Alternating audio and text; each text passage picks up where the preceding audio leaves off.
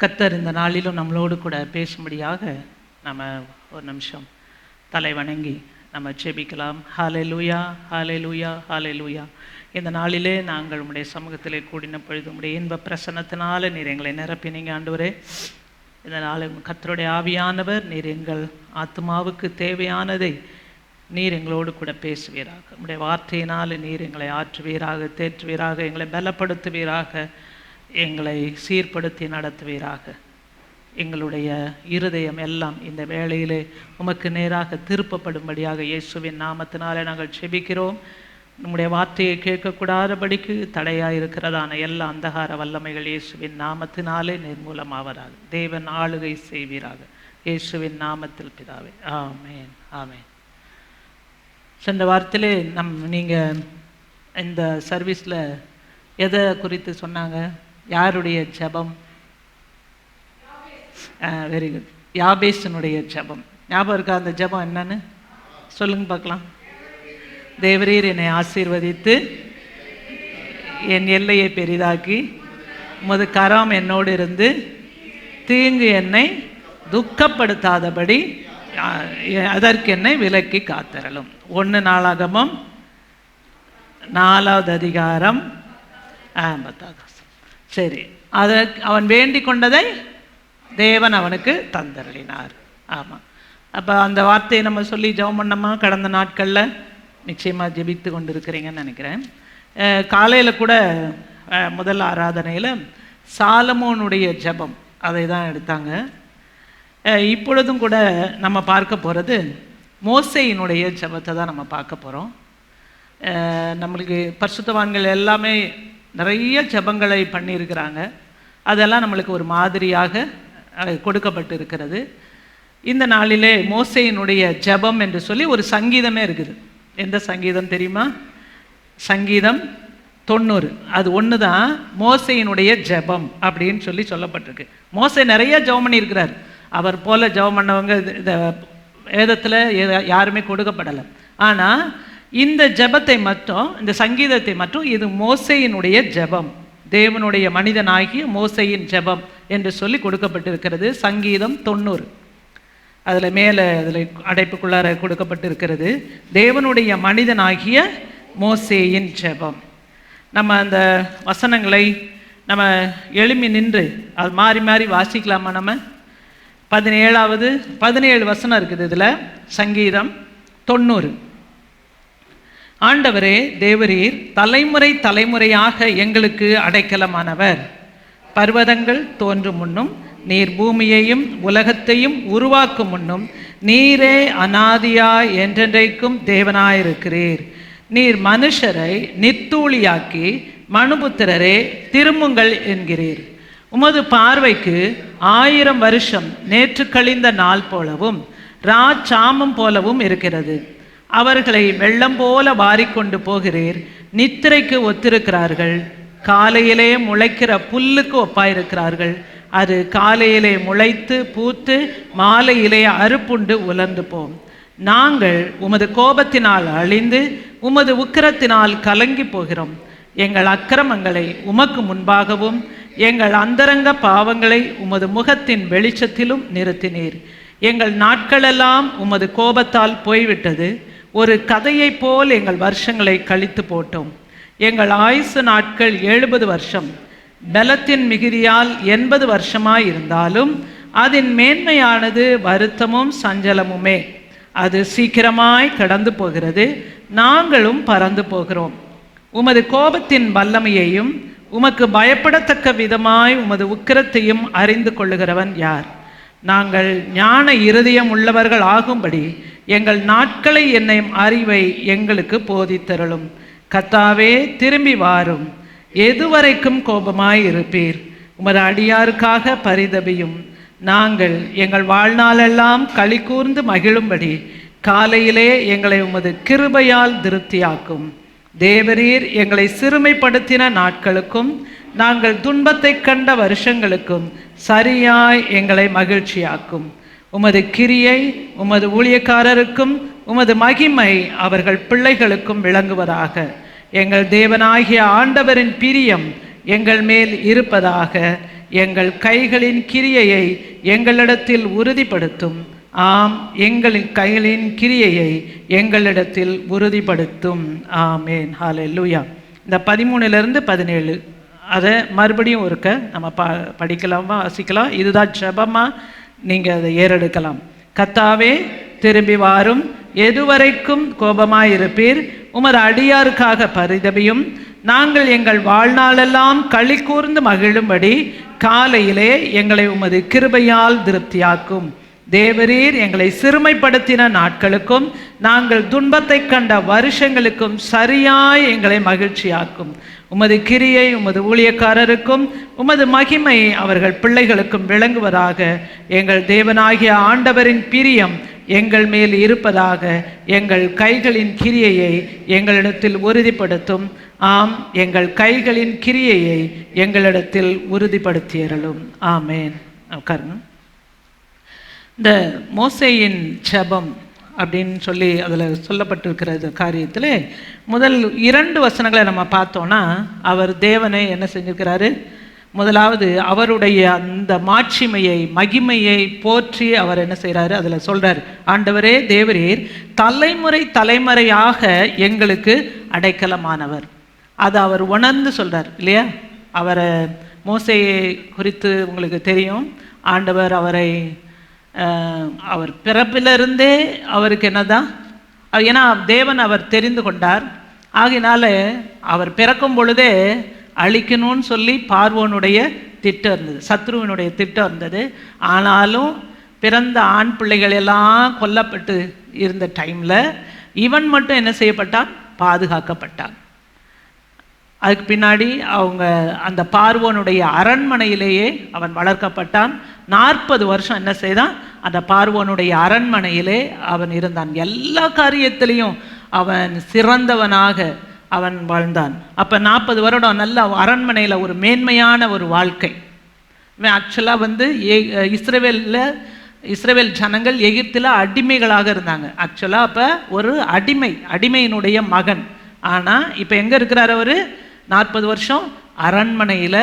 அவருக்கு எல்லா விதமான கல்வி மற்றும் எல்லா திறமைகள் எல்லாமே அவருக்கு சொல்லி கொடுக்கப்பட்டது. அவர் நல்ல திறமை உள்ளவராக அந்த ஒரு இளவரசனாக அங்கே என்ன செய்தார்? அவர் நல்ல உருவாகினார். அது தேவனுடைய திட்டம். ஆகையினால தான் அங்கே 40 வருஷம் அவனை உருவாக்கினார். அப்படி இருக்கும் பொழுது அவன் நினச்சான், தேவன் ஒரு திட்டம் வச்சிருக்கிறார். என்ன திட்டம் வச்சிருக்கிறாரு? என்ன திட்டம்? அவனை கொண்டு இஸ்ரவேல் ஜனங்களை அந்த அடிமைத்தனத்திலிருந்து விடுதலையாக்கி அதை எகிப்திலிருந்து கானான் தேசத்திற்கு கொண்டு போக வேண்டும் என்பதுதான் திட்டம். யார் அதுக்கு தலைவன்? லீடர். மோசே தான் லீடர். இந்த காரியத்திற்காக தேவன் மோசேயை தெரிந்து கொண்டார். ஆனால் சத்ரு என்ன செய்தான்? இதை தடுத்துடணும்னு சொல்லிட்டு அவனை அந்த இடத்திலிருந்து அவன் விலகி போக வேண்டிய சூழ்நிலை வந்தது. காலையில் 2வது ஆராதனையில் அந்த சாத்தானுடைய அந்த திசை மாற்றங்கள் அப்படின்னு சொல்லி, அதாவது சாத்தான் நம்மளுக்காக வச்சிருக்கிற காரியங்களை என்ன செஞ்சிருவானா? ஆண்டவர் வச்சிருக்கிற ஆசீர்வாதங்களை டைவர்ட் பண்ணிடுவானா. ஏதாவது ஒரு காரியத்தை காமிச்சு நம்ம வாழ்க்கையில் அவருடைய சித்தத்தில் நம்ம நடக்க முடியாதபடி அதை டைவர்ட் பண்ணிடுவான். அந்த மாதிரி மோசே அவருக்குன்னு நியமித்த காரியத்தை செய்ய முடியாதபடி அவனை டைவர்ட் பண்ணான். ஆனாலும் ஆண்டவர் அந்த காலங்களையும் எதற்காக உபயோகப்படுத்தினார் தெரியுமா? அந்த 40 வருஷத்தை அவனை உருவாக்குவதற்காக. ஒரு லீடராக வரணும்ல. ஒரு முன்கோபி எடுத்த உடனே அடித்து கீழே சாட்சியரெல்லாம் கொண்டு போய் லீடராக வச்சா என்ன ஆயிடுவாங்க? எல்லாருமே அப்புறம் செத்து தான் போன பிறகு. ஆகையினால அவனை 40 வருஷமாக அவனை அங்கே மீதியான் தேசத்திலே அந்த வனாந்திரமான பகுதியிலே ஆடு மேய்த்து அவனை உருவாக்க வேண்டியிருந்தது. அந்த 40 வருஷத்தில் அவன் கற்றுக்கொண்டது எல்லாமே என்ன ஆயிடுச்சு? எல்லாம் மறந்துருக்கும். எல்லாமே மறந்துருக்கும். பாஷையும் மறந்துருக்கும். ஆகையினால எல்லாத்தையும் மறக்கடிச்சு கடைசியில் அவன் வாக்கு வல்லவனாக இருந்ததான மோசே இப்போ எப்படி வந்துட்டான்? பேச முடியாத அளவுக்கு ஆண்டவர் அவனை அழைக்கும் பொழுது, நான் பேச தெரியும், நான் திக்குவாயேன், மந்தனா உள்ளவன் அப்படின்லாம் சொல்லி சாக்கு சொல்கிறான். ஆண்டவர் அந்த மலையிலே அவனை அழைத்தார். அதுக்கு பின்னாடி அவன் எகிப்துக்கு திரும்பி போகிறான். சரி, அங்கே போன உடனே அங்கே அற்புதங்கள் எல்லாமே நடக்குது.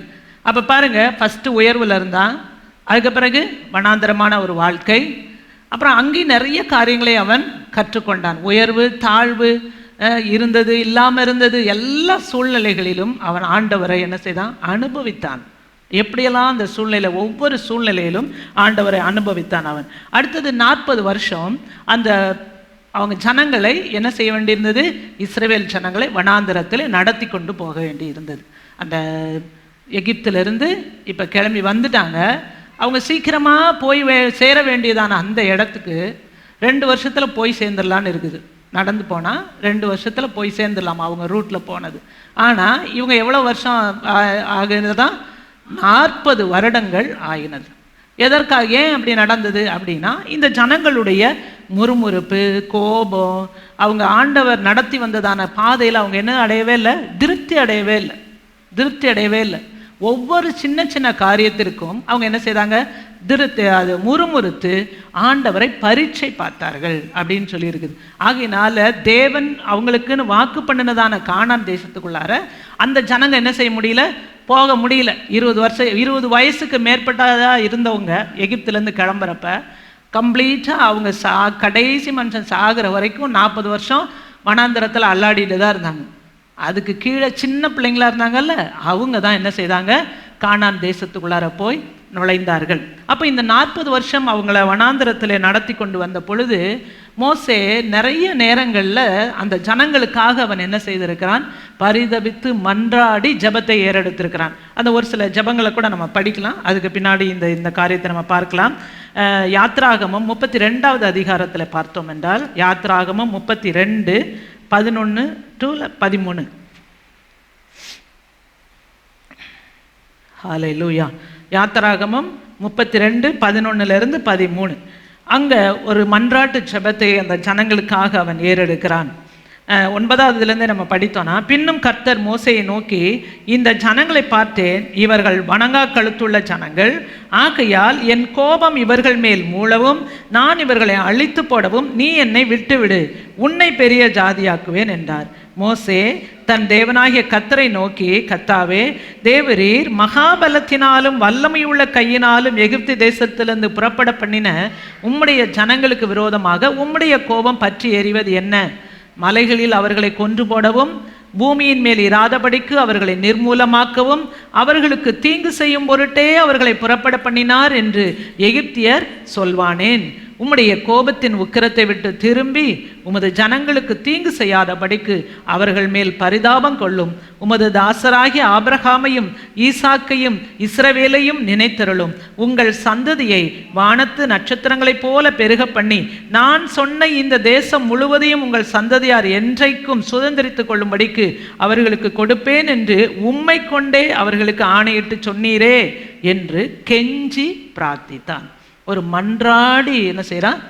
கெஞ்சி ஆண்டவர் சமூகத்தில் கேட்குற, ஆண்டவரே நீங்கள் தானே கூப்பிட்டு வந்தீங்க, வாக்கு பண்ணின இடத்துக்கு கூட்டிகிட்டு போவேன்னு சொன்னீங்கல்ல, ஆபிரகாம் இவங்களுக்கு சொல்லலை, நீங்கள் அப்பமே சொன்னீங்க, ஆபிரகாம் ஈசாக்கு யாக்கோபுக்கு நீங்கள் சொன்னீங்க, அந்த காரியத்தை தான் நீங்கள் இப்போ என்ன செய்கிறீங்க? செஞ்சிட்ருக்கிறீங்க. நீங்கள் அந்த வாக்கு தத்தத்தில் உண்மை உள்ளவர். அது யார் பேரில் ஆணையிட்டீங்க? உங்கள் பேர்லையே, சாதாரண மனுஷனுடைய பேரில் ஆணையிடலை, ஆண்டவருடைய பேர்லேயே உங்கள் பேர்லேயே நீங்கள் ஆணையிட்டு சொல்லியிருக்கிறீங்கள. ஆகையினால நீங்கள் தயவாய் அவங்களுக்கு இறங்கும், கோபம் வச்சிருக்காதீங்க அப்படின்னு சொல்லி மன்றாடி ஜெபித்தானா. அதுக்கு பிறகு ஆண்டவர் என்ன செய்கிறாரு? அந்த 14 படிக்கிறோம், கேட்டதைப்படியே அப்பொழுது கர்த்தர் தமது ஜனங்களுக்கு செய்ய நினைத்த தீங்கை செய்யாதபடிக்கு பரிதாபம் கொண்டார். அப்போது ஜனங்கள் மேலே வர இருக்கிறதான அந்த ஆபத்துக்கள், தேசத்தின் மேலே வர இருக்கிறதான கஷ்டங்கள், இதுக்கெல்லாம் நம்ம மன்றாடி ஜெபிக்கும் பொழுது கட்டாயம் என்ன செய்வார்? ஆண்டவர் அதை கேட்டு செய்ய நினைத்த தீங்கை அவர் என்ன செய்யாரா? செய்யாதபடிக்கு பரிதாபம் கொள்வார், நம்மளுக்கு இறங்குவார் என்று சொல்லி நம்ம அதில் பார்க்கிறோம். அவர் மன்னிக்கிறதான தேவன், மன்னித்து இறங்கினார். அப்போ அந்த மன்றாடுவதற்கு ஆட்கள் இருந்தால் தான் என்ன செய்ய முடியும்? மன்றாடி ஆண்டவர்கிட்ட கேட்குற பொழுது ஆண்டவர் இறங்குவார். வேறொரு இடத்துல நம்ம பார்க்கிறோம், என்னாகமம் 11வது அதிகாரத்திலே 11 அங்கே ஒரு அங்கே அந்த இடத்துல ஒரு ஜெபத்தை நம்ம பார்க்கிறோம். 11:11 11 to 15 அதில் பார்த்தீங்கன்னா, அந்த மன்னாவை குறித்து அவங்களுக்கு ஆண்டவர் மன்னாவை கொடுக்குறார். தினம் தினம் மன்னா அவங்களுக்கு கிடைக்குது. அந்த மன்னா அவங்களுக்கு சாப்பிட்றதுக்கு எப்படி இருந்துச்சான்? தினம் தினம் அதே சாப்பிட்ட உடனே சலிப்பாயிருச்சான். தினம் சோறா தினம் இட்லியான்னு கேட்டு சலிப்பாக வரோம்ல, அந்த மாதிரி இவங்களுக்கு என்ன வந்துருச்சு? அதுவும் வனாந்திரத்தில் அவங்களுக்கு கிடைச்சிருக்கு தேவ தூதர்களுடைய உணவு. அது எப்படி எவ்வளோ டேஸ்ட்டாக இருந்ததுன்னு வேறு அதில் சொல்லியிருக்குது. அந்த 8வது வசனத்தில் பார்த்தீங்கன்னா, ஜனங்கள் போய் அதை பொறுக்கி கொண்டு வந்து இயந்திரங்களை அரைப்பார்களாம், அது அப்பங்களாக சுடுவார்கள், அதன் ருசி ஒலிவ எண்ணெயின் ருசி போல இருந்துதான். அவ்வளோ ருசியாக இருந்திருக்குது. ஆனால் இவங்களுக்கு அது பார்த்தா எப்படி இருந்திருக்குதான். ஆகையினால அப்போ உடனே அப்பவும் ஆண்டவர் சமூகத்தில் இவங்க எல்லாம் முறுமுறுக்கிறாங்க. உடனே அந்த டைம்லையும் இவர் என்ன செய்கிறாரு? ஜனங்களுக்காக அவர் கேட்குறாரு. 11லேருந்து படிக்கிறப்போ, சரி அது படிக்க வேண்டாம், 13, 14 இந்த ஜனங்கள் எல்லாருக்கும் கொடுக்கறதுக்கு எனக்கு இறைச்சி எங்கே இருந்து வரும்? இப்போ என்ன கேட்குறாங்க? இறைச்சி வேற கேட்குறாங்க. ஆகையினால ஏன்னா எகிப்தில் நிறையா இதெல்லாம் மீன்லாம் நிறைய கிடச்சிட்டு இருந்தது. அதனால இப்போ இங்கே என்ன கேட்குறாங்க? அங்கே எல்லாம் ஆடு மாடு மீன் எல்லாமே கிடைக்கும், இங்கே எதுவுமே இல்லையே அப்படின்னு சொல்லிட்டு கேட்ட உடனே அப்போ தான் இவர் என்ன சொல்கிறாரு? இந்த ஜனங்கள் எல்லாரும் கொடுக்கறதுக்கு எனக்கு இறைச்சி எங்கே இருந்து வரும்? எனக்கு இறைச்சி கொடு என்று என்னை பார்த்து அழுகிறார்களே, இந்த ஜனங்கள் எல்லாரையும் நான் ஒருவனாய் தாங்கக்கூடாது. எனக்கு இது மிஞ்சின பாரமாக இருக்கிறது. உம்முடைய கண்களிலே எனக்கு கிருபை கிடைத்ததானால் இப்படி எனக்கு செய்யாமல் என் உபத்திரவத்தை நான் காணாதபடிக்கு இப்பொழுதே என்னை கொன்று போடும் என்று வேண்டிக் கொண்டான். அது ஒரு ஜபம். ரொம்ப அவனுக்கு சலிப்பாக போய் கடைசியில் என்னையவே நீங்கள் கொண்டு போட்டுங்கப்பா, இதெல்லாம் தாங்க முடியல அப்படின்னு சொல்லிட்டு அவங்க பண்ணுறதான அந்த முறுமுறுப்பு எல்லாத்துக்கும் அவங்க முறுமுறுத்து உடனே யாரை தான் அடிக்க வருவாங்க? மோசையை தான். ஆமாம், கல்லறிகிறதுக்கு வருவாங்க. அப்போ ஆண்டவர் சமூகத்தில் அவன் வேண்டி கொண்டான். ஆனால் ஆண்டவர் அந்த வேண்டுதலையும் அவன் என்ன செய்கிறாரு? கேட்டு அந்த ஜனங்களுக்கு காடையை என்ன செய்தாரா? கொடுத்தார். தினமும் அவங்களுக்கு என்னது? காடை. தினம் மன்னா காடை. 40 வருஷம் அவங்களுக்கு என்ன செய்தது? அவங்களுக்கு கிடைத்து கொண்டே இருந்தது. அவங்க போய் அந்த கானான் தேசத்தில் கால் வச்ச உடனே தான் அந்த மன்னா பெய்கிறது எல்லாம் என்ன ஆயிடுச்சா? நின்றுச்சு அப்படின்னு சொல்லி இருக்கிறது. அப்போ இந்த இடத்துல ஒரு ஜெபத்தை நம்ம பார்க்கிறோம். அடுத்தது நம்ம 12வது அதிகாரத்தில் பார்த்தோன்னா, இந்த மோசே கூட பிறந்தவங்க யாரு? Aaron, Miriam. அவங்க யாரு? அண்ணனும் அக்காவும். இந்த மிரியாம் தான் அவன் குழந்தையா இருந்தப்ப யார் என்ன நடக்க போகுது அப்படின்னு சொல்லி பார்த்துட்டு இருந்தாங்க. அதுக்கு பின்னாடி அந்த ராஜாவோட மகள் தான் அதை எடுக்கிறாங்க, அந்த நாணல் பெட்டியில் இருந்ததை. அப்போ மிரியாம் தான் போய் என்ன செய்கிறாங்க? இதை வளர்க்குறதுக்கு தாயை நான் கூட்டிகிட்டு வரட்டான்னு சொல்லி அவ்வளோ பாசமாலாம் என்ன செய்தாங்க? அந்த அக்கா இருந்தாங்க. ஆனால் இப்போ இந்த இடத்துல நம்ம பார்க்குறப்ப ஆண்டவர் மோசையோடு கூட இருந்து நடக்கிறதான காரியங்களை எல்லாம் பார்த்த உடனே இவங்களுக்குள்ளாரே கொஞ்சம் என்ன வந்துருச்சு? பொறாமை வந்துருச்சு. நம்ம பார்த்து நம்ம வளர்த்தவன் நம்ம காப்பாற்றலைன்னா இவன் வந்திருப்பானா? அன்னைக்கே இவனை விட்டுருக்கணும்னு கூட நினச்சிருப்பாங்க. அப்படியே ஆத்தோட போட்டும் அப்படின்னு சொல்லி விட்டுருக்கலாம். ஆனால் இப்போ என்ன பண்ணுறான்? இப்போ நம்மளுக்கு மேலே இருக்கிறானே ஆண்டவர், ஏன்னா அவனோட கூட என்ன செய்கிறார்? பேசுகிறார். இதை பார்த்த உடனே அவங்களுக்கு உள்ளார ஒரு பொறாமை வந்துடுச்சு. ஆனால் மோசையை எந்த காரியத்திலையும் அவனை குறையே சொல்லவே முடியல. தேவன் தெரிந்து கொண்ட மனிதன்ல, அதனால் ஒரு குறைவும் சொல்லவே முடியல. ஆகையினால என்னடா சான்ஸ் பார்த்து கடைசியில் அவன் கல்யாணம் பண்ணிட்டு வந்ததான ஒரு பிரஜாதி பெண், அவங்க இஸ்ரவேல் ஜனங்க கிடையாது, அவங்க மீதியான் தேசத்தை சேர்ந்தவங்க. அந்த பெண்ணின் நிமித்தம் என்ன வேணும்னா அவங்களுக்குள்ளார ஒரு முறுமுறுப்பு வந்துச்சு. அதை வச்சு தான் அவங்கள்ட்ட சொல்ல முடியும். ஆகையினால அந்த மோசே விவாகம் பண்ணின அந்த எத்தியோப்பிய தேசத்து ஸ்திரீ நிமித்தம் அவங்க மேலே என்ன செய்தாங்களாம்?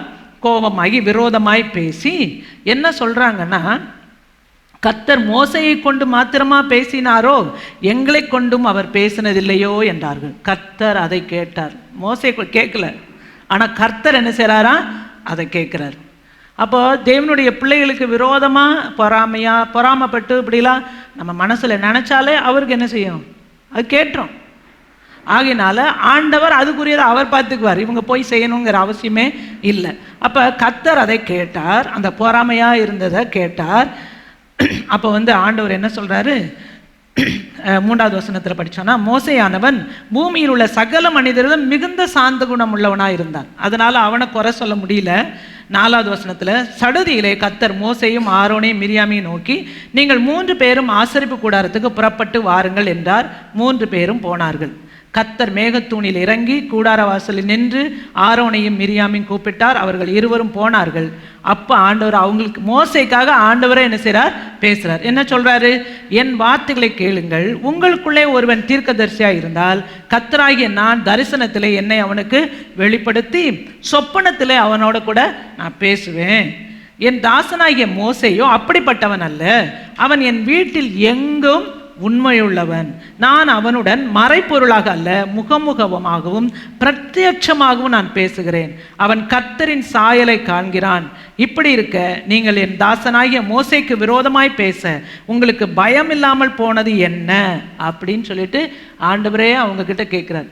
கேட்ட உடனே ஆண்டவருடைய கோபம் அவங்க மேலே வந்ததுனால அந்த மிரியாமுக்கு மட்டும் என்ன வந்துடுச்சு? குஷ்டரோகம் வந்துடுச்சு. ஆரோனுக்கு வரல. நான் யோசித்து பார்த்தேன், ஏன் ஆரோனுக்கு வரல? 2 பேரும் தானே பேசினாங்கன்னு இருக்குது. ஆனால் மிரியாமுக்கு தான் என்ன வந்துருச்சு? குஷ்டரோகம் வந்துருச்சு. அதில் கீழே நம்ம படித்தோன்னா அதில் வருது, மிரியாமுக்கு என்ன வந்துருச்சா? குஷ்டரோகம் வந்துருச்சு. குஷ்டரோகம் வந்துருச்சுன்னா அவங்க பாளையத்துக்கு புறம்பா உடனே போயிடணும். அப்போ ஏன் அவங்களுக்கு வந்துருச்சு அப்படின்னா, பொதுவாக பெண்கள் தான் இந்த மாதிரியான காரியங்களை இனிஷியேட் பண்ணி விடுவாங்க. ஏங்க அவங்கள பார்த்தீங்களா, அவங்க இப்படித்தான் இது காரியம், இதனால தான் அவங்க அப்படி இருந்தாங்க அப்படின்னு சொல்லி இனிஷியேட் பண்ணி விடுறது யார்? ஆண்கள் அந்த அளவுக்கு நினைக்க மாட்டாங்க பொதுவாக. ஆனால் அதை இனிஷியேட் பண்ணி யார் விடுவா? பெண்கள் தான். அதனால் இந்த காரியத்தை நிச்சயமாக மிரியம் தான் ஸ்டார்ட் பண்ணியிருப்பாங்க, இனிஷியேட் பண்ணியிருப்பாங்க. ஆகையினால மிரியாமுக்கு தான், யார் தூண்டுதலாக இருந்தாங்களோ அவங்களுக்கு தான் பனிஷ்மெண்ட். இப்போ கொலை செஞ்சால் கூட, கொலை செய்கிறனோட அதுக்கு யார் பிளானெல்லாம் போட்டு கொடுத்தாங்கல்ல அவங்களுக்கு என்ன உண்டா? தண்டனை உண்டுன்னு இருக்குது சட்டம். அதை மாதிரி இப்போ இங்கே பார்த்தோன்னா அதை இனிஷியேட் பண்ணி விட்டது யார்? மிரியம்.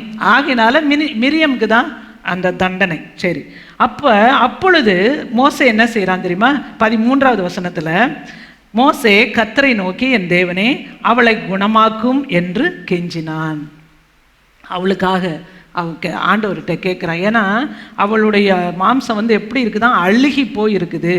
ஆகையினால அவர் ஆண்டவர் சமூகத்தில் போய் கேட்குறாரு. உடனே ஆண்டவர் என்ன சொல்கிறார் தெரியுமா? தகப்பன் அவள் முகத்திலே காரி துப்பினது உண்டானால் அவள் 7 நாள் வெட்கப்பட வேண்டாமோ. இவன் ஆண்டவருக்கு விரோதமாக தான் பேசினான், மோசேக்கு விரோதமாக. ஆனாலும் ஆண்டவர் அவளை மிரியம் என்னன்னு சொல்கிறாரு? பிள்ளைன்னு தானே சொல்கிறாரு, எவ்வளோன்னு சொல்லலை. இங்கே பாருங்க, தகப்பன் அவள் முகத்திலே காரி துப்பினால் 7 நாள் என்ன செய்யணும்?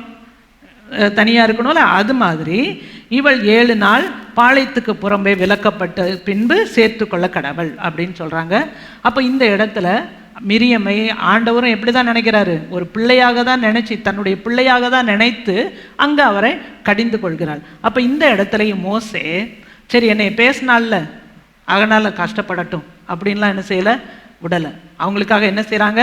பரிந்து பேசுகிறார், மன்றாடி அவங்களுக்காக ஜெபிக்கிறார். அதே போல் என்னாகமம் 14வது அதிகாரத்தில் நம்ம பார்த்தோன்னா, என்னாகமம் 14:11 அதில் பார்த்தீங்கன்னா சபை, அதில் பக்கத்தில் பார்க்குறப்போ சபையார் எல்லாரும் கூக்குரலிட்டு புலம்பினார்கள். ஜனங்கள் அன்று ராம் முழுவதும் அழுது கொண்டிருந்தார்கள். அவர்கள் என்ன செய்தாங்களாம்? மோசேக்கும் ஆரோனுக்கும் விரோதமாக முறுமுறுத்தார்கள். சபையார் எல்லாரும் அவர்களை நோக்கி, எகிப்து தேசத்திலே செத்து போனோமானால் நலமாயிருக்கும், இந்த வனாந்திரத்திலே நாங்கள் செத்தாலும் நலம்.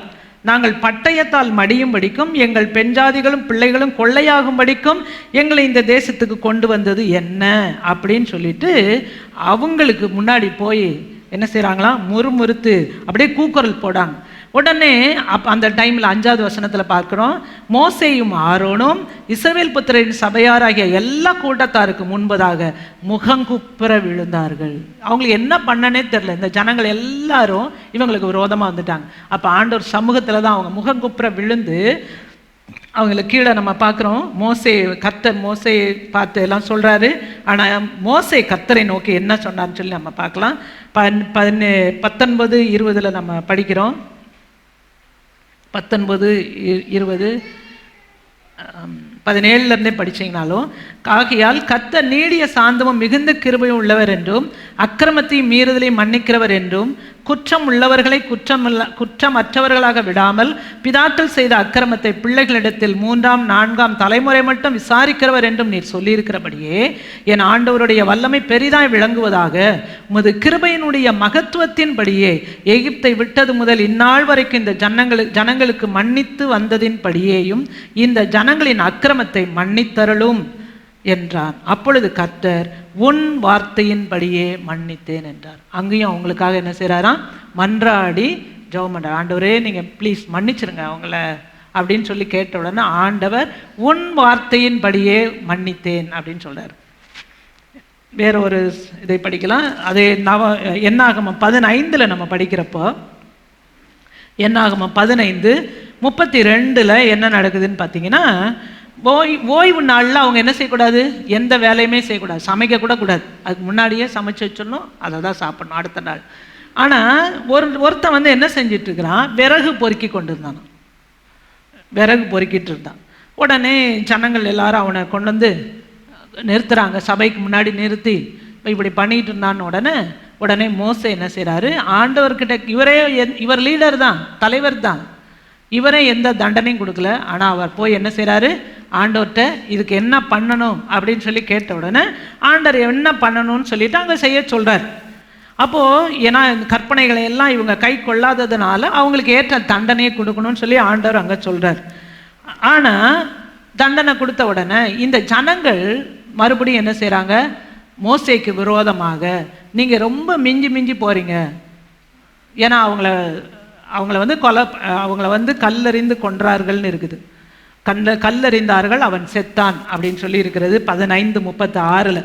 அப்போது இந்த லேவி கோத்திரத்து ஜனங்கள் எல்லாரும் கொஞ்சம் பேர், இந்த கோராகுங்கிறவங்க எல்லா கூட்டம் சேர்ந்துக்கிட்டு, தாத்தான், அபிராம் இவங்கெல்லாம் கூட்டம் சேர்ந்துக்கிட்டு என்ன பண்ணாங்களாம்? மோசேக்கும் ஆரோனுக்கும் விரோதமாக கூட்டம் கூடி, நீங்கள் மிஞ்சி போகிறீர்கள். 16:3 பார்க்குறோம், கர்த்தருடைய சபைக்கு மேலாக உங்களை உயர்த்துகிறீர்கள். ஆண்டவருக்கு மேலே நீங்கள் உங்களை உயர்த்திக்கிட்டு நீங்கள் என்ன பண்ணுறீங்க? நீங்களே இந்த காரியத்தெல்லாம் செய்கிறீங்க. ஆனால் மோசே எப்படி செய்கிறாரு? ஒவ்வொரு காரியத்தையும் ஆண்டவர்கிட்ட விசாரித்து தான் என்ன செய்கிறாரு. அப்போ அந்த நேரத்துலேயும் மோசே அதை கேட்ட உடனே ரொம்ப மனம் கசந்து ஆண்டவர் சமூகத்தில் தான் போய் விழறான். அப்போ ஆண்டவர் சொல்கிறாரு, சரி அவங்க எல்லாரையும் கூட்டிகிட்டு வா அப்படின்னு சொல்லி தூப கலசத்தெல்லாம் எடுத்துகிட்டு வர சொல்கிறாங்க. 250 பேர் கூடியிருக்கிறாங்க.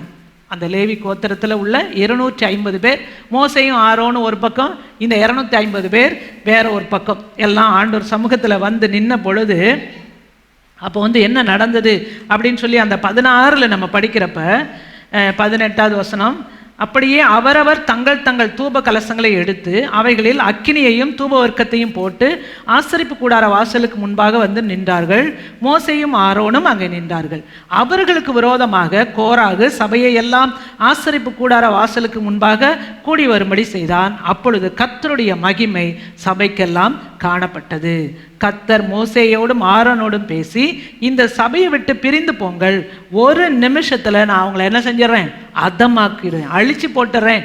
நீங்கள் இந்த இடத்துலாம் உங்களையும் இதில் அழிச்சிடக்கூடாது, போங்க அப்படின்னு. உடனே மோசே என்ன செய்கிறாராம்? மோசேயும் ஆரோனும் முகங்குப்புற விழுந்து, தேவனே, மாம்சமான யாவருடைய ஆவிகளுக்கும் தேவனே, ஒரு மனிதன் பாவம் செய்திருக்க சபையார் எல்லாரும் மேலும் கடும் கோபம் கொள்வீரோ என்றார்கள். ஒருத்தன் தானே தப்பு பண்ணா, அதுக்கு நீங்கள் ஏன் எல்லாரையும் அழிக்கிறேன்னு சொல்கிறீங்க அப்படின்னு சொல்லி அந்த இடத்திலேயும் மோசேயும் ஆரோனும் என்ன செய்கிறாங்க? அந்த ஜனங்களுக்காக மன்றாடுகிறார்கள். உடனே ஆண்டவர் அந்த இடத்துலையும் என்ன செய்கிறார்?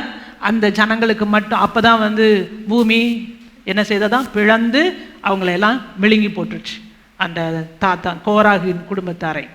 அப்போ அங்கே நம்ம பார்க்குறோம், அந்த இடத்துலையும் அவர் என்ன செய்கிறார்? மோசே அவங்களுக்காக பரிதபித்து மன்றாடி ஜெபிக்கிறார் என்று சொல்லி நம்ம பார்க்கிறோம். அது 16வது அதிகாரத்தில் அதான் நம்ம பார்த்தோம், 45லேருந்து 48. அதில் பார்த்தீங்கன்னா, இந்த சபையாரை விட்டு விலகி போங்கள், ஒரு நிமிஷத்திலே அவர்களை அதமாக்குவேன் என்றார். அவர்கள் முகங்குப்புற விழுந்தார்கள். மோசே ஆரோனை நோக்கி, நீ தூப கலசத்தை எடுத்து பலிபீடத்திலிருந்து அக்கினி அதில் போட்டு அதன் மேல் தூப வர்க்கம் இட்டு சீக்கிரமாய் சபையினிடத்தில் போய் அவர்களுக்காக பாவ நிவர்த்தி செய்.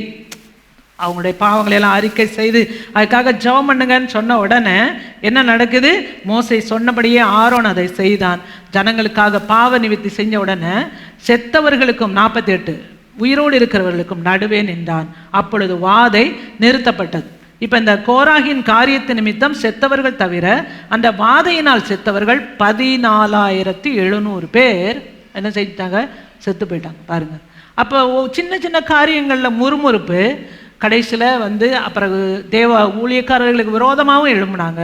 அந்த இடத்துல தேவன் அவர்களுக்காக நின்ற பொழுது அப்பவும் அவங்க என்ன செய்கிறாங்க, மோசே அவர்களுக்காக மன்றாடினான் என்று சொல்லி நம்ம பார்க்குறோம். அப்போ மோசேயினுடைய இதை பார்த்தீங்கனாலே அவன் ஒரு நல்ல ஒரு தலைவனாய் தன்னுடைய ஜனங்களுக்காக மன்றாடுகிறவனாய் என்ன செய்தான், அவன் இருந்தான்.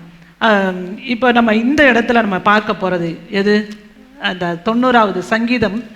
ஏறக்குறைய அவருடைய வாழ்க்கையின் முடிவுக்கு அவர் என்ன செஞ்சிட்டாரு, வந்துட்டார்.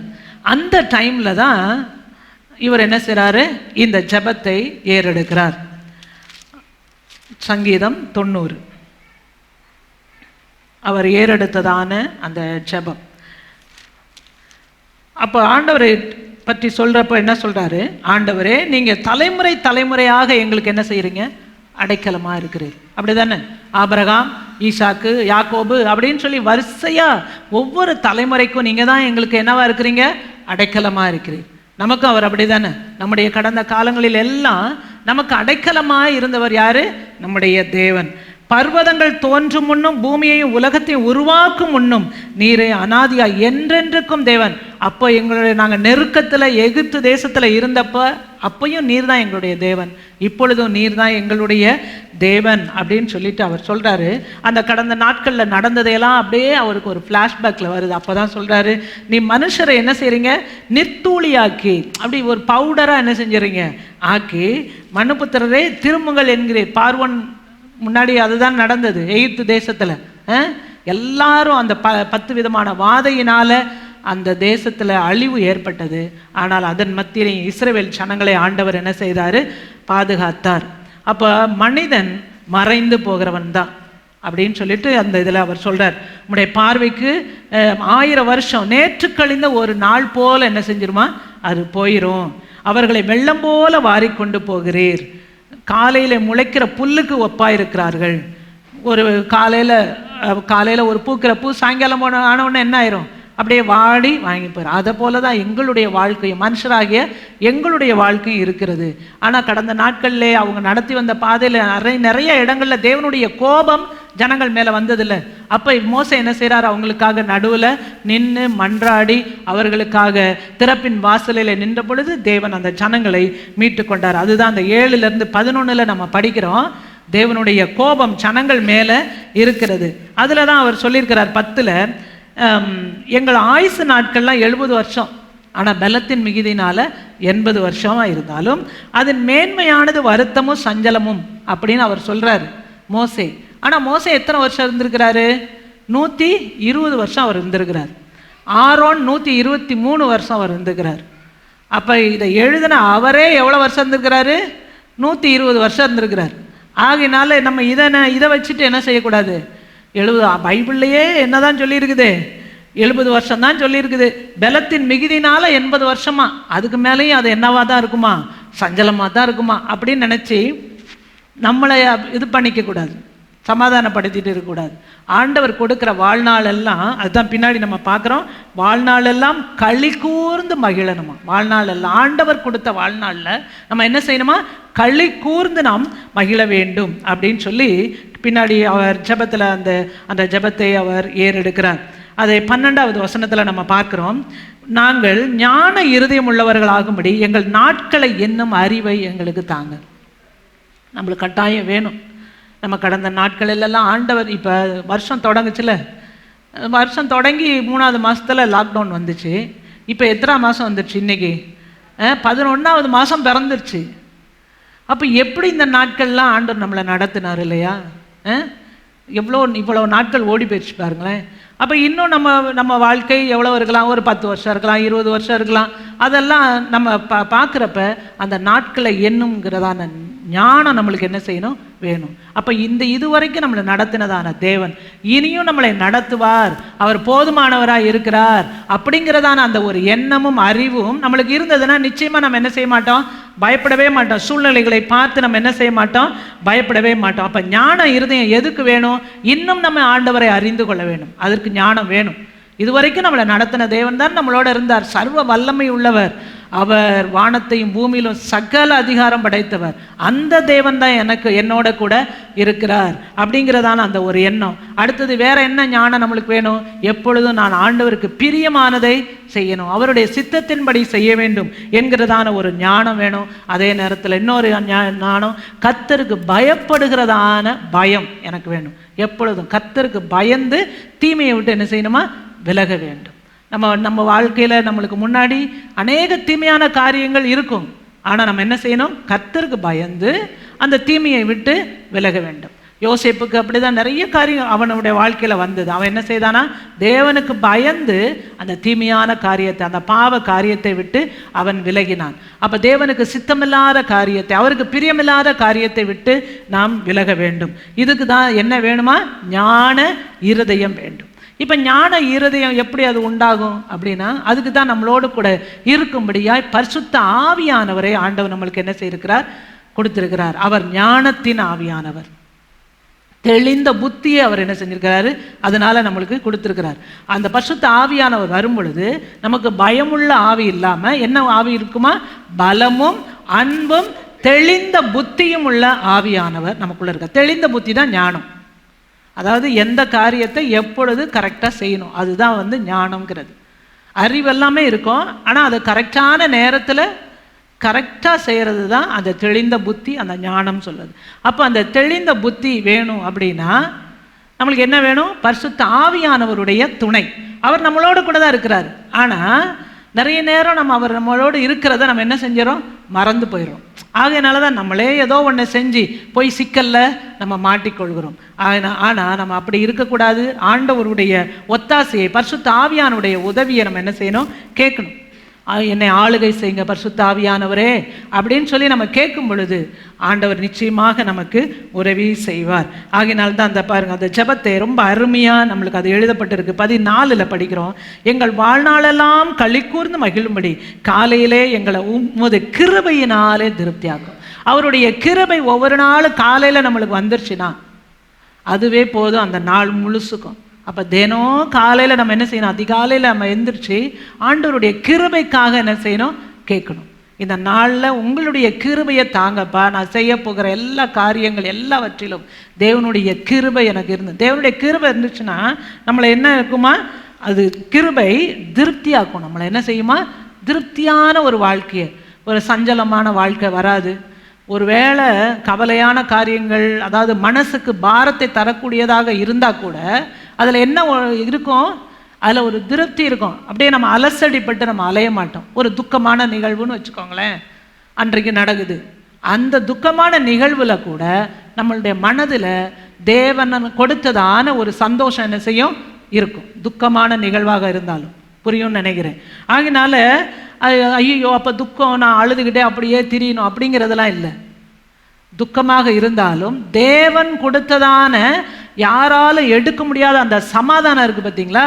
அந்த சமாதானத்தை ஆண்டவர் என்ன செய்வார்? நமக்கு தர வல்லவராக இருக்கிறார். அப்போ ஒவ்வொரு நாளும் அவருடைய கிருபைக்காக காலையில் என்ன செய்யணும்? நம்ம கேட்கணும். எங்களுடைய வாழ்நாளெல்லாம் நாங்கள் களி கூர்ந்து மகிழும்படி. இப்போ நம்ம ஒவ்வொரு வாழ்நாளும் நம்மளுக்கு ஆண்டவர் கிருபையாய் கொடுத்ததான இந்த வாழ்நாட்களை அவரில் களி கூர்ந்து மகிழ்ந்தோன்னா அந்த நாட்கள்லாம் நம்மளுக்கு எப்படி இருக்கும்? திருப்தியான நாட்களாய், சமாதானம் உள்ள நாட்களாய் அது நம்மளுக்கு என்ன செய்யும்? இருக்கும். ஒரு நாள் துக்கமான நாளாகவே இருக்காது. ஐயோ இந்த நாள் ஏன் வந்துச்சு அப்படின்னு ஒரு நாள் நம்ம நினைக்க வேண்டிய அவசியமே இல்லை. அந்த நாள் நல்ல நாளாக தான் என்ன செய்யும்? ஆமாம், இந்த நாள் நல்ல நாள், கர்த்தர் தந்த நாள், இதில் நம்ம களி கூர்ந்து மகிழணும்னு சொல்லி அப்படி ஒவ்வொரு நாளும் அந்த திருப்தியாக நம்ம அந்த நாளை கடக்கிறப்ப நிச்சயமாக நம்முடைய வாழ்நாள் எப்படி இருக்கும்? சந்தோஷமாக இருக்கும். ஒரு திருப்தி உள்ள இருதயம் தான் எப்பொழுதும் ஒரு சந்தோஷமான இருதயமாக இருக்கும். அதே நேரத்தில் அந்த சரீரத்தில் என்ன இருக்கும்? ஒரு பலன் இருக்கும். ஆமாம், கர்த்தருக்குள் மகிழ்ச்சியாக இருப்பது தான் உங்களுடைய பலன் அப்படின்னு சொல்லியிருக்கு. அப்போ கர்த்தருக்குள்ளார, அதாவது நம்மளை சுற்றி இருக்கிற சூழ்நிலைகள் எல்லாம் ஒருவேளை எதிர்மறையாக இருக்கலாம். ஆனால் நம்ம என்ன செஞ்சுக்கணுமா, அந்த சூழ்நிலைகள் மத்தியிலும், ஒருவேளை துக்கமான சூழ்நிலையில் கூட, என் வாழ்க்கையில் எதிராக பயங்கரமான போராட்டங்கள்லாம் இருக்கிற சூழ்நிலையில் கூட நான் கர்த்தருக்குள்ளார நான் சந்தோஷமாக இருந்தேன்னா அந்த நாள் எனக்கு நல்ல நாளாக இருக்கும். அதே நேரம் அது என்னுடைய பலனாக இருக்கும். மனசு உடைஞ்சிருச்சுனாலே சரீரம் என்ன ஆயிரும்? அப்படி தானே? மனசே நல்லா இல்லை அப்படின்னா அந்த நாளே அன்றைக்கி நல்லா இருக்காது. நீங்கள் வாழ்க்கையில் அனுபவிச்சிருப்பீங்க நிச்சயமாக. அதனால நம்ம மனசை தான் என்ன வச்சுக்கிடணும், நல்லா வச்சுக்கணும். சும்மா வச்சுக்க முடியுமா? முடியாது. கர்த்தருக்குள்ளார நம்ம சந்தோஷமாக இருந்தால் தான் அந்த நாளை நல்ல நாளாக மாற்ற முடியும். அதே போல் நம்மளுக்குள்ளார ஒரு சமாதானம், தெய்வீக சமாதானம், யாரால் கொடுக்க முடியாத, யாரால் எடுக்க முடியாத அந்த தெய்வீக சமாதானம் நம்முடைய இருதயத்தை என்ன செய்யும்? ஆளுகை செய்யும். அப்போ கர்த்தர் இருக்கிறதான அந்த இருதயத்தில் என்ன இருக்கும்? மகிழ்ச்சி இருக்கும், ஒரு சமாதானம் இருக்கும், ஒரு திருப்தியான வாழ்க்கை இருக்கும். இல்லைன்னு வச்சுக்கோங்களேன், என்னதான் எல்லாமே நம்மளை சுற்றி இருந்தாலும் என்ன இருக்காது? நம்ம வாழ்க்கையில் திருப்தியே இருக்காது. அதான் நம்ம இதில் படிக்கிறோம்ல, பிரசங்க இல்லையா, நீதிமொழிகள் இல்லையா, தான் கேட்குற ரெண்டு பிள்ளைங்க சகோதரிகள் அட்டைக்கு இருக்குதான். எதுனாலும் திருப்தியே அடைய மாட்டாங்க. எது வேணாலும் இன்னும் வேணும், இன்னும் வேணும்னு. ஒரு சில பிள்ளைங்க இருப்பாங்கல்ல வீட்டில், இன்னும் வேணும் இன்னும் வேணும்னு கேட்குறது. அந்த கொடுத்ததில் என்ன செய்ய மாட்டாங்க? ஒரு சந்தோஷமே வராது. அப்போ தான் கேட்குற சகோதரிகள் அட்டைக்கு இருக்கிறாங்க. அப்போ அந்த மாதிரி இவங்க என்ன செய்வாங்க? கேட்டுக்கிட்டே இருப்பாங்க. ஆண்டவர் சமூகத்தில் அப்படிதான், என்ன கொடுத்தாலும் திருப்தியே இல்லாமல் இன்னும் வேணும் ஆண்டவரை, இன்னும் வேணும், அவருடைய கிருபையை இன்னும் கேட்கலாம், இன்னும் தேவை, உங்களுடைய கிருபை தாங்க ஆண்டவரேன்னு ஒவ்வொரு நாளும் அவருடைய கிருபை மேல் கிருபையை நம்ம பெற்றுக்கொள்ளலாம். ஆனால் அதை விட்டுட்டு ஆண்டவரே அது வேணும், ஆண்டவரே இது வேணும்னு சொல்லிட்டு அதை இதையும் என்ன செஞ்சுட்டு இருக்கக்கூடாது, கேட்டுகிட்டே இருக்கக்கூடாது. இது வந்துருச்சா, ஓகே ஆண்டவரே, அப்போ அடுத்தது அந்த இது அப்படின்னு ஒவ்வொரு பெட்டிஷனாக போட்டே இருக்கக்கூடாது. கொடுத்துருக்கிறதுல நம்ம என்ன செய்யணும்? திருப்தியாக இருக்க வேண்டும். அது எப்போ வரும்? கர்த்தருக்குள்ளார இருந்தால் தான் அந்த திருப்தி வரும். போதும் என்ற மனதுடனே கூடிய தெய்வ பக்தி தான் மிகுந்த ஆதாயம் அப்படின்னு சொல்லப்பட்டிருக்கிறது. அப்போ போதும் என்கிறதான ஒரு மனது நம்மளுக்கு எப்பயுமே இருக்கணும். அப்போ இந்த இடத்துல நம்ம பார்க்கிறோம் 14, நாங்கள் எங்கள் வாழ்நாளெல்லாம் களி கூர்ந்து மகிழும்படி காலையில் எங்களை உங்களுடைய கிருபையினால் நீங்கள் என்ன செய்யுங்க? திருப்தியாக்குங்க ஆண்டவரே அப்படின்னு சொல்லி காலையில் ஒவ்வொரு நாளும் நம்ம என்ன செய்யணும்? அவருடைய கிருபைக்காக நம்ம ஜெபம் பண்ணணும். அன்றைக்கி ஒரு சிலர்கிட்ட நான் பேசிகிட்டு இருக்கிறப்ப அவங்க சொல்கிறாங்க, நாங்கள் ராத்திரியில் தாங்க ஜெபம் பண்ணுவோன்னு. ராத்திரியில் ஜெபம் பண்ணுறீங்களா? ஏன் அப்படின்னா அப்போ தான் எங்களுக்கு டைம் கிடைக்கும். அதாவது ஒரு கடமையாக செய்கிற மாதிரி நினைக்கிறாங்க. அப்படி கிடையாது. எப்போ பண்ணணும்? கட்டாயம் காலையில் தான் பண்ணணும். காலையில் தான் நம்ம ஆண்டவர் சமூகத்தில் நம்ம பண்ணுறப்போ அந்த நாளுக்குரிய காரியங்களை எல்லாம் ஆண்டவர் என்ன செய்வார்? நமக்கு வேண்டியது எல்லாவற்றையும் நமக்கு தந்துடுவார். அந்த நாளில் என்னென்ன போராட்டங்கள், என்னென்ன காரியங்கள்லாம் நம்ம எதிர்பார்ப்போமோ அதுக்குரிய எல்லா கிருபை, அந்த கிருபையில் தான் என்ன இருக்குது? பலன் இருக்குது. நம்முடைய பலவீனத்திலே பலனாய் வருகிறது எது? அவருடைய கிருபை தான். நம்முடைய சுகவீனத்தின் மத்தியிலையும் சுகத்தை தர்றது அதுதான். ஞானம் இல்லாத நேரத்தில் அவருடைய கிருபை தான் நம்மளுக்கு ஞானத்தை தரும். ஆகையினால தான் அவருடைய கிருபைக்காக நம்ம என்ன செய்ய வேண்டும்? நம்ம கேட்க வேண்டும். ஆகையினால காலையில் நம்ம கேட்டோம்னா நிச்சயமாக அந்த நாளுக்குரியதான கிருபைகளை நாம் தேவனுடைய சமூகத்திலிருந்து நம்ம என்ன செய்ய முடியும்? பெற்றுக்கொள்ள முடியும். ராத்திரியில் ஆண்டவருக்கு நன்றி சொல்லலாம் நடத்தின பாதைகளுக்காக. ஆனால் காலையில் தான் அவருடைய கிருபைக்காக. ஏன்னா நம்ம இஸ்ரவேல் ஜனங்கள் அந்த மன்னாவை பொறுப்பதற்கு எப்போ போகணுமா? அந்த சூரியன்லாம் வரதுக்கு முன்னாடி. ஏன்னா சூரியன் வந்துருச்சுன்னா, சூரிய வெளிச்சம் பட்ட உடனே அந்த மண்ணாலாம் என்ன ஆயிருமா? மெல்ட் ஆயிரும், உருகி போயிருமா. அப்போனா பார்த்துக்கோங்க, அந்த மாதிரி இருந்ததுன்னா அப்போ நம்ம எப்படி செய்ய முடியும் இல்லையா? ஆகினால ஆண்டுடைய கிருபை காலைதோறும் அவருடைய கிருபை புதிதாக இருக்கிறது. ஒவ்வொரு நாளைக்கும் புது புது கிருபையை ஆண்டவர் தருவார். நான் இந்த நாளில் ஃபேஸ் பண்ணுற ப்ராப்ளம் நாளைக்கு இருக்காது, நாளைக்கு வேறு விதமாக இருக்கும். ஆஹா இன்னைக்கு ஓட்டிட்டோம்ப்பா பரவாயில்ல அப்படின்னு சொல்லிட்டு நாளைக்கு பார்த்தோன்னா நாளைக்கு வேலை ஒன்று புதுசாக வரும். அப்போ அதுக்குரிய கிருபையை ஆண்டவர்கிட்ட தான் கேட்கணும். புது கிருபையை, இதுக்குரிய இந்த பிரச்சனையை டேக்கிள் பண்ணுறதுக்கு வேண்டிய கிருபையை நீங்கள் தாங்க ஆண்டவரே அப்படின்னு சொல்லிட்டு நம்ம ஆண்டவர்கிட்ட கேட்கும் பொழுது அதுக்கு வேண்டியதான கிருபையை ஆண்டவர் நமக்கு தருகிறார். அப்போ ஒவ்வொரு நாளும் காலையில் நம்ம என்ன செய்யணும்? ஆண்டவர் சமூகத்தில் போய் ஆண்டவரே இந்த நாளுக்குரிய கிருபை தாங்க. அவருடைய கிருபையை நம்மளுக்கு அந்த நாளில் கிடைச்சிருச்சுன்னா நம்ம என்ன செய்ய முடியும்? அந்த நாளில் களி கூர்ந்து நாம் மகிழ முடியும். துக்கமான ஒரு சூழ்நிலை ஒரு வேளை வந்தால் கூட நம்முடைய மனதில் இருக்கிறதான சமாதானம் நம்மை விட்டு என்ன செய்யாது? விலகாது. ஹல்லேலூயா. ஆகினாலே எங்கள் வாழ்நாளெல்லாம் களி கூர்ந்து மகிழும்படி காலையிலே எங்களை உம்முடைய கிருபையினாலே திருப்தியாக்கும். நம்ம காலையில் இந்த ஜெபத்தை என்ன செய்யணும்? கட்டாயம் பண்ணணும். ஆண்டவரே, இந்த நாளில் உங்கள் கிருபையை எனக்கு தாங்க. அப்போ தான் நான் என்ன செய்ய முடியும்? இந்த நாளில் நான் களி கூர்ந்து மகிழ்ந்து இருக்க முடியும். அவருடைய கிருபை இல்லைன்னா ஒன்றுமே இல்லை. பாடுறோம்ல, அதுதான் நம்ம ஈஸியாக ஞாபகம் வச்சுக்கணுங்கிறதுக்காக தான் அந்த பாடல்லாம் அதில் வரிகள் இருக்குது. ஒன்றுமில்லாத நேரத்தில் நம்மளுக்கு உதவி செய்கிறது எது? தேவனுடைய கிருபை தான் இல்லையா? நம்ம உடைஞ்சு போன நேரத்தில் மறுபடியுமாக உருவாக்கினது எது? அவருடைய கிருபை. தேவையாக இருந்த நேரத்தில் அந்த தேவையை சந்தித்தது எது? தேவனுடைய கிருபை தான். போராட்டமான சூழ்நிலையில் அந்த போராட்டத்தை நீக்கிறது எது? தேவனுடைய கிருபை. அப்போ ஒவ்வொரு நாளும் தேவனுடைய கிருபைக்காக நாம் காலையிலே நம்ம ஜெபிக்கணும். அடுத்தது, தேவரீர் எங்களை சிறுமைப்படுத்தின நாட்களுக்கும், 15வது வசனம், நாங்கள் துன்பத்தை கண்ட வருஷங்களுக்கும் சரியா எங்களை மகிழ்ச்சியாக்கும். ஆமென், ஹல்லேலூயா. நம்ம கடந்து வந்த பாதைகளில் நிறைய சிறுமைகள் என்ன செஞ்சிருக்கலாம்? நம்ம வாழ்க்கையில் வந்திருக்கலாம். நம்ம துன்பத்தை கண்ட வருஷங்கள்லாம் இருக்குது. அதுக்கெல்லாம் சரியாய் நீர் எங்களை என்ன செய்யுங்க? மகிழ்ச்சியாக்குங்க ஆண்டவரே. இந்த ஜனங்கள் என்ன செய்தாங்க? எகிப்தில் அடிமைத்தனத்தில் தான் இருந்தாங்க. நொறுக்கப்பட்டாங்க, அடிக்கப்பட்டாங்க. அவங்க பயங்கரமாக சித்திரவதையில் தான் இருந்தாங்க, அடிமைத்தனத்தில் இருந்தாங்க. ஆனால் ஆண்டவர் அவங்கள என்ன செய்தார்? அந்த சந்தோஷத்தில் அவங்கள நடத்தினார். அவங்க வாழ்க்கையில் அவங்க பார்த்தாங்க. அதே போல் நம்மளும் என்ன செய்யணும்? ஆண்டவரே, எங்களை சிறுமைப்படுத்தின நாட்களுக்கும், பிசாசு எங்களை என்ன செஞ்சுட்டான்? சிறுமைப்படுத்தி வச்சுட்டான். எங்களை துன்பத்திலலாம் நடத்தின ஆண்டவரே, அதற்கு சரியாய் நீர் எங்களை என்ன செய்யுங்க? மகிழ்ச்சி ஆக்குங்க ஆண்டவரே. நம்ம கூட கடந்த நாட்களில் நம்முடைய வாழ்க்கையில் நடந்ததான காரியங்கள் எல்லாம் ஒரு கொஞ்சம் திரும்பி பார்த்தோன்னு வச்சுக்கோங்களேன், எவ்வளோ துக்கமான சூழ்நிலையில் வந்திருக்கோம் இல்லையா? நம்மளை சிறுமைப்படுத்தி, இதை அசிங்கப்படுத்தி, மக்களுக்கு முன்னாடி அவமானத்திலலாம் நம்ம தலைக்குனிவடைய சூழ்நிலையெல்லாம் வந்திருக்குதுல்ல? வந்திருக்குதா? வந்ததே இல்லையா? வந்திருக்கா? நம்ம வாழ்க்கையில் வந்திருக்கு. அந்த இடத்துல அப்படியே விட்டாரா ஆண்டவர்? அந்த இடத்துல ஆண்டவர் என்ன வச்சிருக்கிறாரு நம்மளை? ஆமென், ஹல்லேலூயா. எந்த இடத்துல தலை குனிந்தோமோ அந்த இடத்துல ஆண்டவர் என்ன வச்சிருக்கிறார்? நம்மளை உயர்த்தி வைத்திருக்கிறார். எப்படி உங்களுக்கு மட்டும் அப்படின்னு நம்மளை பார்த்து என்ன செய்கிறாங்க? கேட்கும்படியாக. அதன் மூலமாக நம்மளுக்கு பெருமை இல்லை, ஆண்டவருக்கு தான் மகிமை கனம் எல்லாம். ஹல்லேலூயா, ஹல்லேலூயா, ஆமென். அப்போ தேவரீர் எங்களை சிறுமைப்படுத்தின நாட்களுக்கும் நாங்கள் துன்பத்தை கண்ட வருஷங்களுக்கும் சரியா எங்களை மகிழ்ச்சியாக்கும். அப்படின்னா அப்படிதான் வாழ்க்கையில் ஆண்டவர் நடத்தி கொண்டு வருகிறார். 17, எங்கள் தேவனாகிய ஆண்டவரின் பிரியம் எங்கள் மேலே இருப்பதாக. பிரியம்னா அன்பு. ஆண்டவருடைய அன்பு எங்கள் மேலே இருக்கட்டும் அப்படின்னு சொல்லி அவர் கேட்குறார். அப்போ அன்பு இருந்ததுன்னா என்ன செய்யும்? அவர் நம்ம என்ன செஞ்சாலும் அவர் என்ன பண்ணிக்குவார்?